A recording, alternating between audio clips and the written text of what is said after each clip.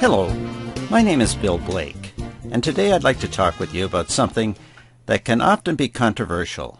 That is, giving feedback to leaders and the use of the 360-degree feedback. And yet, in an article published in SmartBrief on leadership, Mike Myatt makes the point that the training of leaders should be scrapped in favor of development. He said, "You don't train leaders, you develop them. A subtle yet important difference lost on many." He went on to argue, don't train leaders, coach them, mentor them, discipline them, and develop them. But please don't attempt to train them. And he concluded his article with, if what you desire is a robotic, static thinker, train them. If you're seeking innovative, critical thinkers, develop them. All of which underlies the critical importance of feedback for leaders. These people are often isolated to the point where information necessary for skill development and improvement is not readily available. Colleagues, team members, and direct reports just do not normally divulge this information. On the other hand, to achieve the greatest level of success, constructive feedback is necessary.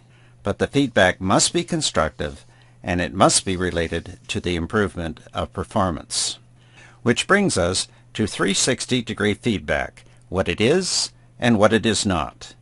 It is a process in which leaders receive confidential, anonymous feedback from the people who work around or for the leader. Participants provide anonymous online feedback concerning a broad range of workplace competencies. The leader also fills out a self-rating survey, including the same items as the other raters, so that the results can easily be compared. The participants in a normal 360-degree survey of course include the leader, but only one of them per project, and the leader's manager, again only one per project. Then there are the leader's direct reports. There can be as many of these individuals as the project warrants, but there must be at least two to protect the anonymity of the respondents. Similarly, the leader's peers constitute another group, and again there must be at least two. The last group is called others and can constitute any other individuals who should participate. Again, there must be a minimum of two for anonymity reasons.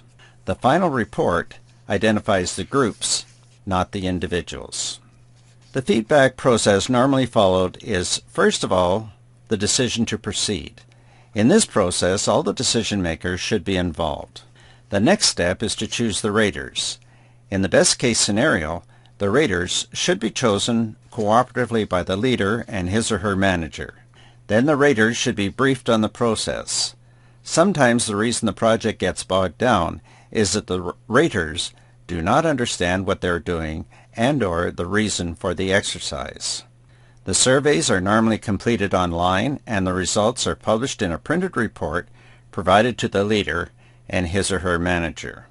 These reports should then be discussed by the leader and his or her manager, often in the presence of a coach or an advisor. Then follows the action planning stage, where follow-up tasks are identified and action plans drawn up. This should be accompanied by follow-up sessions and/or ongoing coaching. Subsequently, the process can be repeated. A question often asked is, what does a 360 feedback survey measure? Some of the things it will measure are behaviors and competencies. It can address various skills such as cooperation, listening, recognition, and goal setting. It can also focus on subjective areas such as teamwork, relationship building, and leadership effectiveness. The bottom line is that the 360 assessment provides feedback on how the raters perceive the leader. But equally important is what the 360-degree feedback exercise is not. 360 feedback should never be used as a performance appraisal tool. Performance appraisal is about measuring job performance. 360 feedback is about professional development. 360 feedback is also not a way to measure performance objectives, and it should never be used to determine whether a person is meeting the requirements of the job or to measure objective things such as attendance, quotas, or technical skills. That is the manager's job. Some of the main advantages in using a 360 survey include, when it is done properly, it is a highly effective tool for a leader's professional development. Part of the reason is that coworkers can provide anonymous feedback to a coworker that they might feel uncomfortable giving otherwise.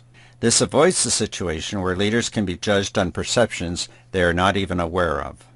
For the leader, they have the advantage of obtaining feedback that will enable them to adjust behaviors and develop skills that can lead to performance excellence.